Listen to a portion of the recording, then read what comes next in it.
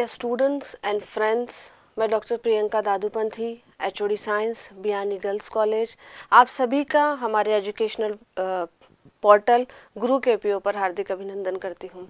आज मैं इस वेब पोर्टल के माध्यम से ओवम के बारे में कुछ इन्फॉर्मेशन, कुछ जानकारी आपसे शेयर करना चाहती हूँ। ओवम क्या है? ओवम फीमेल गैमेट है।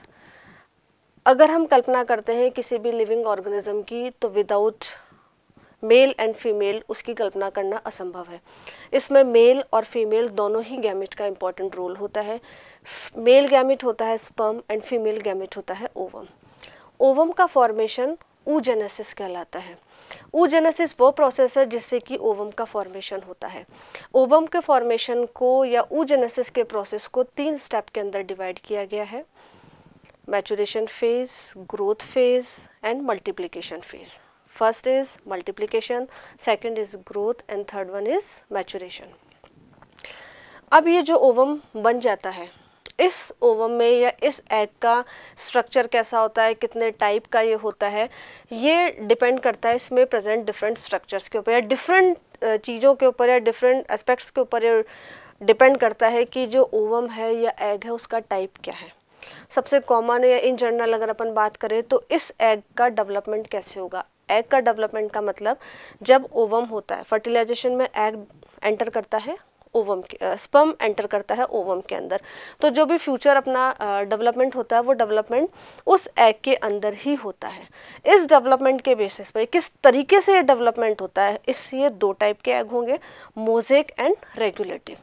मोज़ेक एग का जो फेट होता है, उसमें जो पार्ट्स होते हैं उनका फेट प्री डिसाइडेड होता है, इनकी किस पार्ट से फ्यूचर में किस ऑर्गन का या किस सिस्टम का फॉर्मेशन होने वाला होता है ये ऑलरेडी डिसाइडेड होता है, और रेगुलेटिव में ये चीज़ नहीं होती है। सेकंड जो बहुत ही कॉमन या जनरल चीज़ है वो है उसके एग के चारों तरफ जो कवरिंग प्रेजेंट होती है, इनकी आउटर कवरिंग के बेसिस पर भी 2 पार्ट्स के अंदर इनको डिवाइड किया गया है, क्लीडोइक एग एंड नॉन क्लीडोइक। क्लीडोइक एग होते हैं हार्ड प्रोटेक्टिव लेयर से या हार्ड कवरिंग इसमें प्रेजेंट होती है, और नॉन क्लीडोइक में नहीं होती है, यानी कि with hard covering and that is for without hard covering. Third, yolk के अंदर सबसे इम्पॉर्टेंट पार्ट होता है, एग में सबसे इम्पॉर्टेंट पार्ट होता है यॉक। ये जो यॉक है उस यॉक का अमाउंट कितना है और किस तरीके से वो डिस्ट्रीब्यूटेड है, इसके बेस पर भी एग को डिवाइड किया गया है। यॉक को इम्पॉर्टेंट इसलिए माना है क्योंकि जो भी डेवलपिंग एम्ब्रियो है उसको न्यूट्रिशन मिलता है इस यॉक से। यॉक के अमाउंट के बेस पर बेसिकली 4 पार्ट्स के अंदर इसको डिवाइड किया गया है: ए लेसाइथल, माइक्रो, मीजो एंड पॉलीलेसाइथल। ए में एब्सेंट होता है यॉक या नहीं के बराबर होता है, माइक्रो में थोड़ा होगा, मीजो में मॉडरेट अमाउंट होता है, पॉली या मेगा के अंदर बहुत ज़्यादा अमाउंट होता है। And next is the distribution. ये जो यॉक है, ये यॉक किस तरीके से एग में डिस्ट्रीब्यूटेड है, इस बेस पर इसको बेसिकली 2 पार्ट के अंदर डिवाइड किया गया है: होमो या आइसोलेसिथल एंड हेट्रोलेसिथल। होमो में तो ये इक्वली डिस्ट्रीब्यूटेड होता है, और हेट्रो में इनका जो डिस्ट्रीब्यूशन होता है वो अनइक्वल टाइप में होता है।